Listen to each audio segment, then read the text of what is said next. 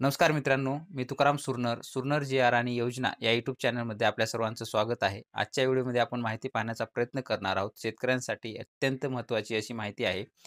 त्यांच्यासाठी जे काही उपयुक्त सर्वसमावेशक असे सिंगल विंडो इंटरफेस असलेलं एक फार्मर ॲप आणि इंटरफेस पोर्टल असं उपलब्ध करण्यात येणार आहे. तयार करण्यासाठी त्या संदर्भात एक समिती गठीत करण्यात आलेली आहे. तर या सिंगल विंडो इंटरफेसचा किंवा इंटरफेस पोर्टल जे येणार आहे, त्याचा शेतकऱ्यांना काय फायदा होईल? त्या संदर्भात थोडक्यात माहिती पाहण्याचा प्रयत्न करणार आहोत. तर चला आजच्या व्हिडिओला आपण सुरुवात करूया.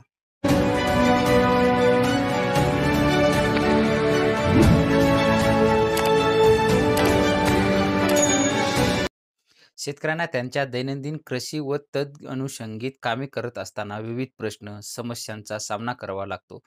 शेतकऱ्यांना उद्भवणाऱ्या ज्या काही समस्यांचे निराकरण एकाच ठिकाणी करण्यासाठी त्यांना कृषीविषयक योजनांची माहिती एकाच ठिकाणी उपलब्ध करून देणे, योजनांचा लाभ तत्परतेने उपलब्ध करून देणे, कृषीविषयक योजनांचा लाभ प्राप्त करून घेण्यासाठी अर्ज करणे, इत्यादी ज्या काही सर्व बाबींकरिता एकाच ठिकाणी सुविधा मिळणे आवश्यक आहे.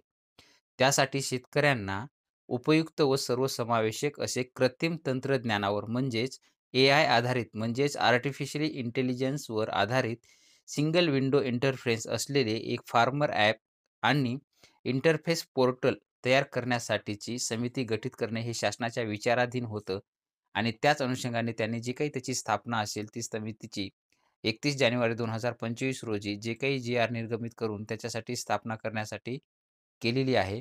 त्याच अनुषंगाने स्थापना केल्यानंतर त्यांच्या समितीमध्ये जर पाहिलं तर शेतकऱ्यांना उपयुक्त व सर्वसमावेशक असे कृत्रिम तंत्रज्ञानावर आर्टिफिशियली इंटेलिजन्स आधारित सिंगल विंडो इंटरफेस असलेले फार्मर ॲप आणि इंटरफेस पोर्टल तयार करण्यासाठी खालील समितीची जी काही असेल, तर तुम्हाला जी काही समिती स्क्रीनवर दिसत आहे, अशा पद्धतीनं समितीची स्थापना करण्यात आलेली आहे. त्याच्यामध्ये जर पाहिलं तर समितीचे जे काही सदस्य असणार आहेत, ते प्रकल्प संचालक पोकरा म्हणजेच नानाजी देशमुख कृषी संजीवनी प्रकल्प यांचे जे काही अध्यक्ष हे असणार आहेत. तसेच सदस्य म्हणून कृषी आयुक्त असणार आहेत. आणखी दुसरे सदस्य त्याच्यामध्ये जर पाहिलं तर प्रकल्प संचालक माननीय बाळासाहेब ठाकरे महाराष्ट्र राज्य कृषी व्यवसाय आणि ग्रामीण परिवर्तन प्रकल्प हे सदस्य असणार आहेत.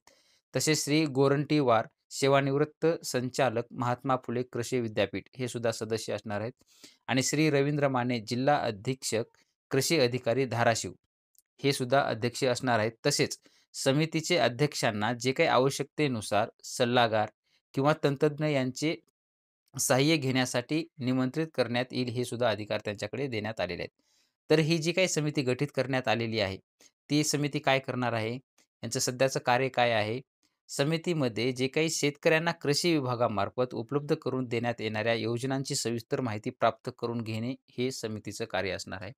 तसेच शेतकऱ्यांना कृषी विभागामार्फत जे काही विविध योजना अंतर्गत देण्यात येणाऱ्या घटकांची अथवा बाबींची अथवा जे काही लाभाची माहिती आहे, ते सुद्धा प्राप्त करून घेणे हे समितीचं कार्य असणार आहे.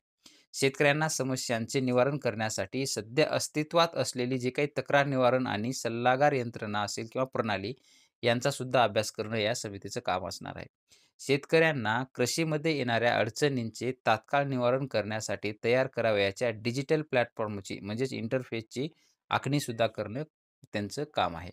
सद्यस्थितीमध्ये कृषी विभागामार्फत अस्तित्वात असणाऱ्या ज्या काही विविध संगणकीय प्रणालीचा अभ्यास करणे, उदाहरणार्थ जर पाहिलं तर पोकरा म्हणजेच नानाजी देशमुख कृषी संजीवनी प्रकल्प याची संगणकीय प्रणाली आहे. तसेच महाॲग्री डी-बी-टी आहे. याची सुद्धा प्रणाली आहे. तसेच आता नवीन आलेला प्रकल्प म्हणजे ॲग्रीस्टॅक प्रकल्प यांचा अभ्यास करणे. तसेच केंद्र शासनाचा जो काही विस्तार म्हणून प्रकल्प आहे, त्यांचा सुद्धा अभ्यास करणं हे त्यांचं कार्य असणार आहे. तसेच शेतकऱ्यांना ई-पीक पाहणी, हवामान, बाजारभाव इत्यादी बाबतीसाठी जे काही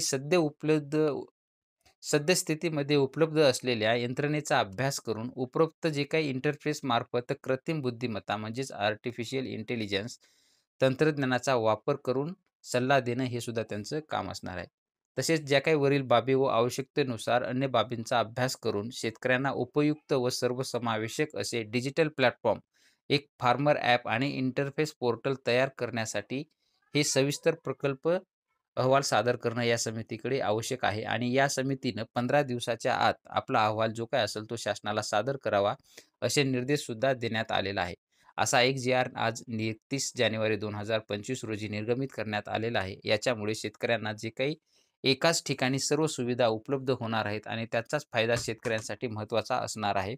सर्व जे काही उपलब्ध समस्या वगैरे असतील त्यांच्या एका सिंगल विंडोद्वारे या सर्व समस्या त्यांचे निराकरण करण्यात येणार आहे. अशा पद्धतीचं एक छोटंसं अपडेट होतं. ते आपण आपल्या चॅनलच्या माध्यमातून देण्याचा प्रयत्न केलेला आहे.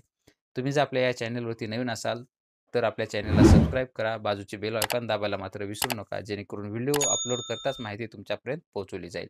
भेटूया नवीन माहितीसह नवीन व्हिडिओमध्ये. धन्यवाद.